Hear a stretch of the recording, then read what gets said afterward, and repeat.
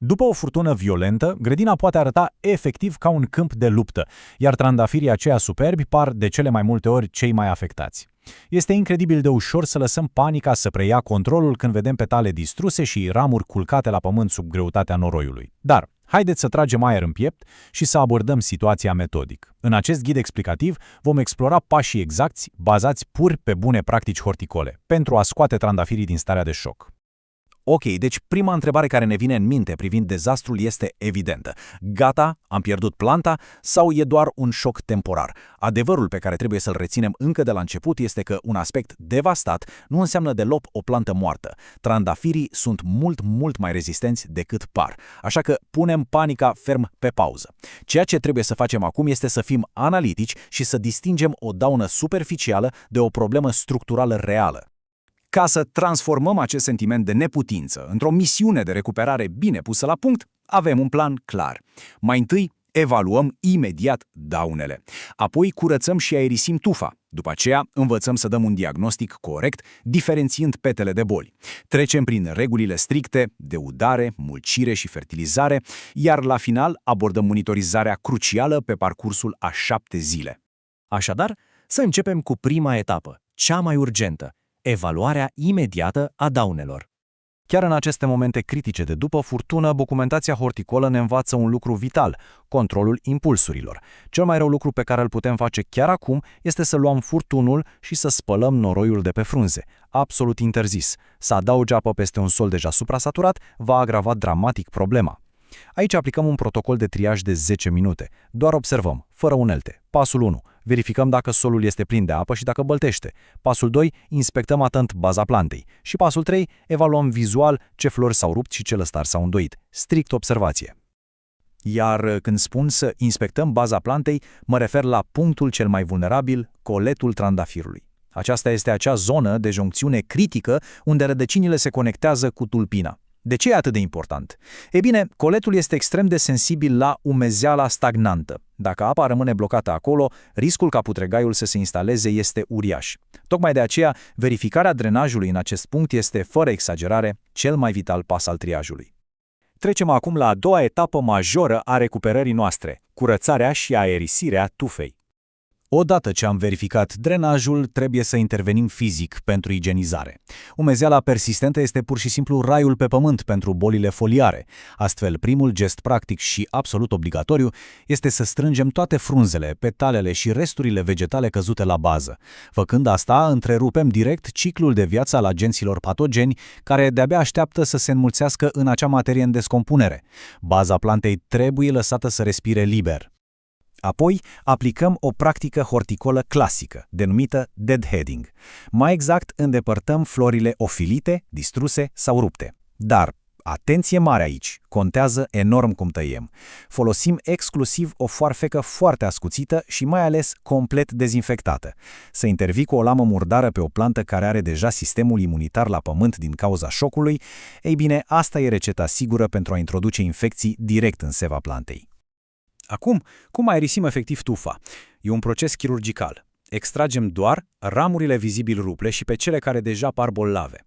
După aceea, le scoatem pe cele care se freacă între ele și rănesc scoarța. La final, tăiem lăstarii din centru care mențin prea multă umiditate în mijlocul plantei. Dar iată regula supremă, descris cu majuscule: fără tăieri severe de panică. O tundere drastică acum nu face decât să epuizeze complet energia unei plante care deja se luptă să-și revină.